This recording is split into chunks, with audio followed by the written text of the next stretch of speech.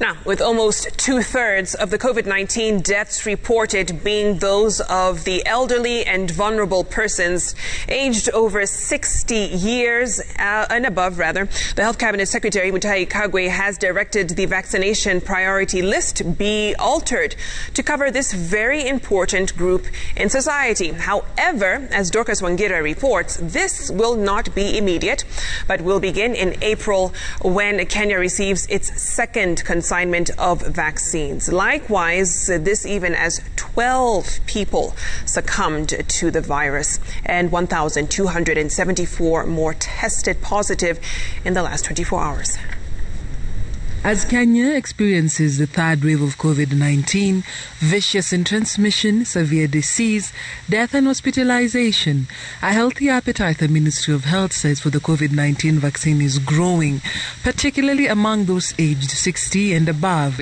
There's actually fear in the community. We are getting many requests, multiple requests from members of the public who are not in this essential risk that they want to come in and get the vaccine. And the people over 60 years are feeling vulnerable.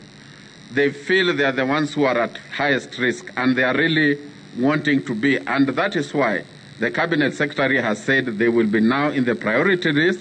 We are preparing protocols that will guide how we identify those who have the health conditions and the strategies we will use to reach them. The COVID-19 Vaccine Task Force Chairman Dr. Willie Sahwale further saying that even though Kenya's three-phased plan for the deployment of the vaccines was laid out even before the vaccines arrived, it is not cast in stone and changes can be made depending on the dynamics of the pandemic and arising challenges. For instance, of Kenya's cumulative COVID-19 1,994 deaths that have since been recorded, almost 2/3 of them being those of the elderly and vulnerable persons aged 60 years and above.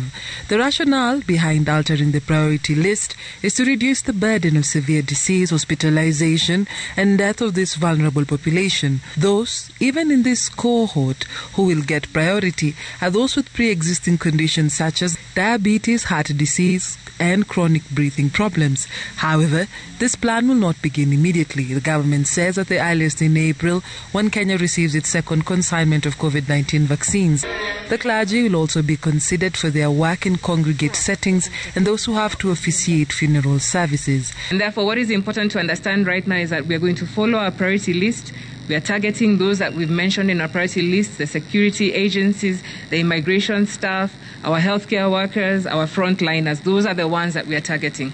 The religious instructors, the clergymen. But even before the vaccine can reach this priority group, the Ministry of Health is acknowledging the severity of the third wave of COVID-19 infections, attacking all ages, including the young. Mutahi telling Kenyans to adhere to the protocols such as wearing masks, avoiding gatherings, sanitizing and washing hands. The number of COVID-19 patients requiring critical care has hit an all-time high. In the last 24 hours, 1,274 people have tested positive out of a sample size of 7,240. The total caseload is 120,163.